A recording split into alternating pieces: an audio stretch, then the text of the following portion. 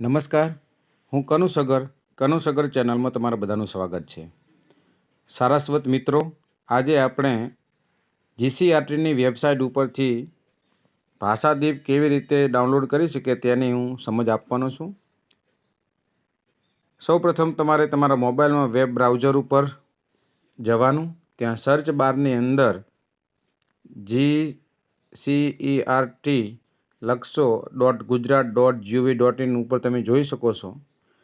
લખીને સર્ચ કરવાનું એટલે ત્યાં આપણને એક આવું પેજ દેખાશે. સૌપ્રથમ જે એડ આવે છે એને પર ક્લોઝ કરી દઈશું.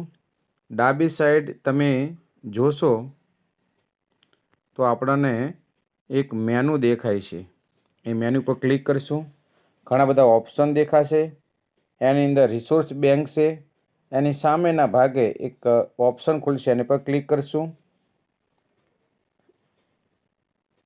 ત્યારબાદ એ ઓપ્શનની અંદર તમે જોઈ શકો છો અહીંયા ડોક્યુમેન્ટ નામનું છે, એની પર ક્લિક કરશું.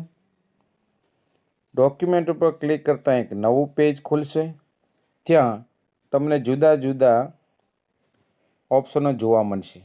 આ ઓપ્શનની અંદર ચોથા નંબરનું ઓપ્શન છે એકેડેમિક એક્ટિવિટી. એની સામે રીડ મોર છે, એની પર ક્લિક કરશું. ત્યાં આપણને એના ઘણા બધા બીજા ઓપ્શનો જોવા મળશે. એમાં ત્રીજા નંબરનો જે ભાષાદીપ છે તમે જોઈ શકો છો. ભાષાદીપ, એ ભાષાદીપની સામે રીડ મોર કરવાનું છે અને એ પછી આપણને દરેક ધોરણ વાઇઝ ભાષાદીપ છે એ જોવા મળશે. અને એની સામે તમારે PDF હશે, તમે જે પણ ધોરણની PDF ડાઉનલોડ કરવા માગશો એ ડાઉનલોડ થઈ જશે. ઉદાહરણ તરીકે ધારો કે 7માનું PDF છે, આની પર ક્લિક કરીશ તો ઓટોમેટિક આપણે એ PDF છે એ ઓપન થઈ જશે. અહીંયા તમે જોઈ શકો છો કે એ આપણને PDF ઓપન કરવા માટેના ઓપ્શનનું પૂછે છે. આ ધોરણ વાઇઝ તમે PDF ડાઉનલોડ કરી શકો છો.